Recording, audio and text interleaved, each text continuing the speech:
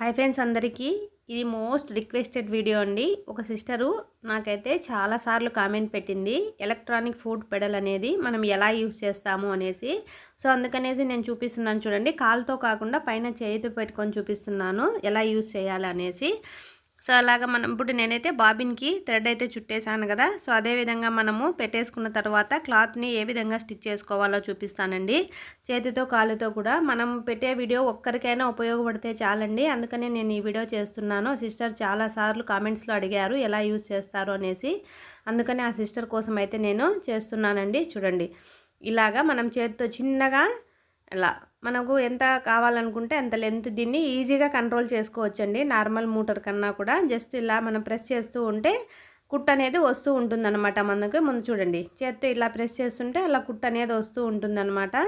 ఇలాగా మనము electronic food pedal అనేది వాడుకోవచ్చండి.